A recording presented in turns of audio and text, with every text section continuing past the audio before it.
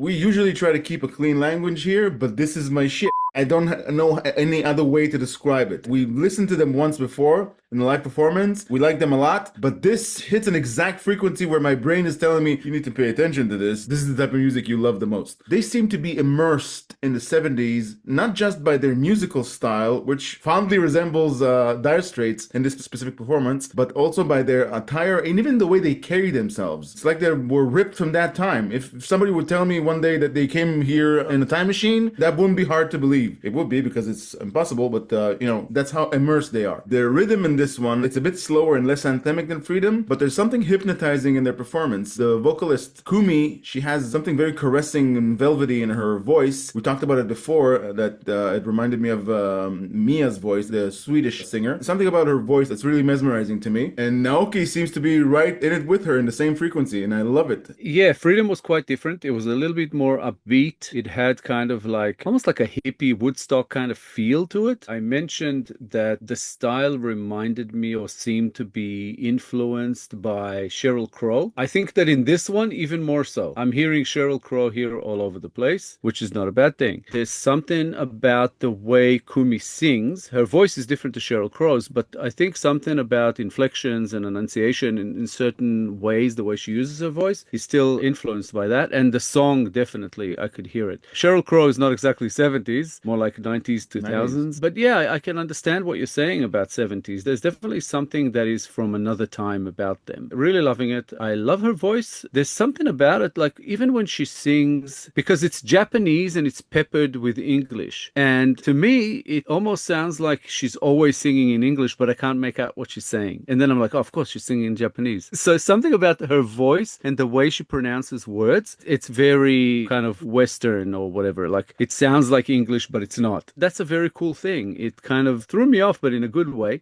Naoki's guitar influence in this song, I think, is also heavier than it was in the other one. Freedom was live, so it's a bit harder to tell. But here, there's different guitar play that you could tell that he was sort of experimenting with different things of when to enter the guitar. There was a lot of really cool stuff happening. Like you could hear it coming from one side, then the other. In the beginning, it was just really kind of playing with that, kind of putting you off kilter a little bit, but in a good way. So I like the ride of this one. This is a really cool song. It's extremely enjoyable to me to think of this duo and bands like that, to think of how they revive that era. They look like they were ripped from 1969's Woodstock. The level of investment they have in that style, and you can feel it emitting from their performance, even their personas. And I love that we were exposed to that. Yeah, if you want to talk even specifically, this song actually threw me back to like Tom Petty, something about the style. And even when I look at them, at the way they dress, the way they move even, and I'm thinking, yeah, there's something, a little bit Rolling Stones, a little bit something, of that era. So yeah, very, very cool.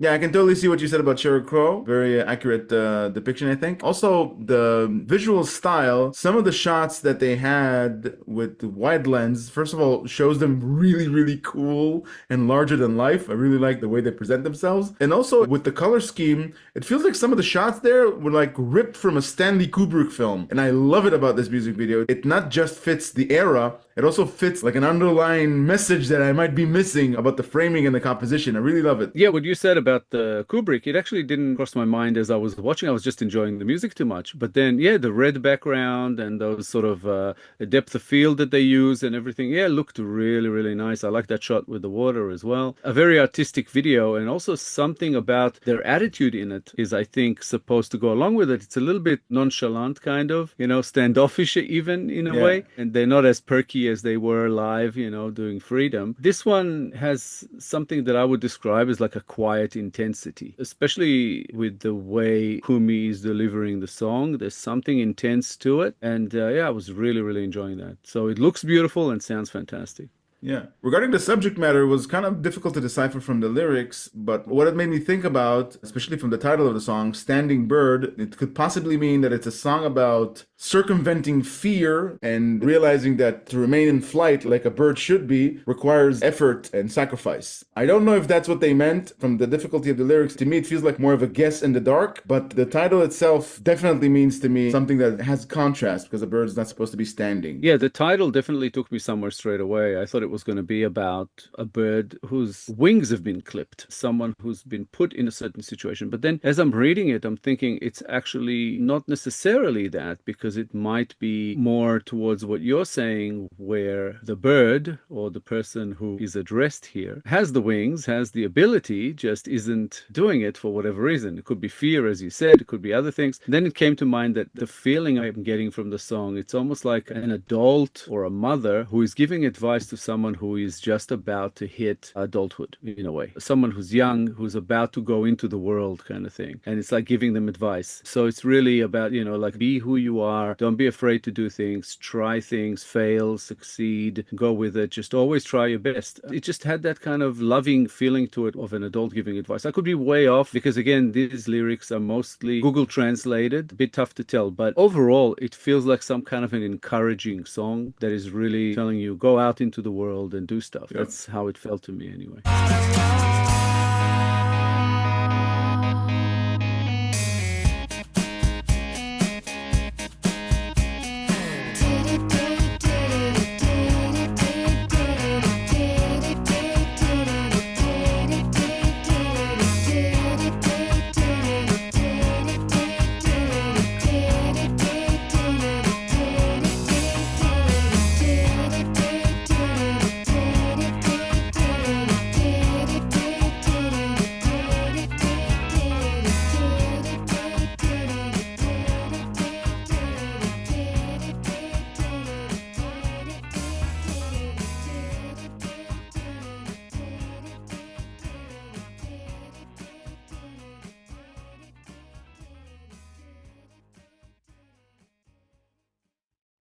Very cool.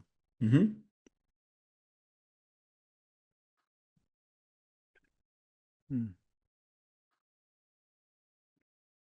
We mentioned before the Kubrickian influence, and I almost didn't remember to mention it. The staircase, it was ripped from a Kubrick film. And the way that Naoki walked towards camera, that felt like it was homaging to some extent the scene from 2001 Space Odyssey, when the astronaut was running in the ship, running across in a circle. I don't know why I thought about that. This is the second time we're reacting to Love Psychedelico. I love this song. I think so far this is my favorite song of theirs. Not that I didn't love Freedom, but this really hits the frequency of, I think, of my being, of my infatuation with this type of music. I can't wait to listen to more from them. I really, really enjoyed this song. Beautiful. Yeah, they're climbing up the favorites list already after 2 songs. This song had probably a little bit more complexity to it. I think that's why we probably both prefer it. The other one was simple but beautiful. It was just live, and this one is not live, so it's a bit tough to judge on that. But between the 2 reactions that we had to do, I think this one was somewhat more to my liking, I would say. Fantastic band, really a duo. They have all these session musicians with them when they do their live shows, and probably also in studio, but they're actually a duo. We called them a band in the first reaction a lot because we thought that everybody was a member, but now we know. I gotta say thank you guys for all the information that you've given us also in the comments that taught us a lot about them. So very, very cool band. Definitely looking forward to more. Fantastic. Thank you very much, Terry. This was an awesome request. It took us a while to get to, and we apologize it took so long, but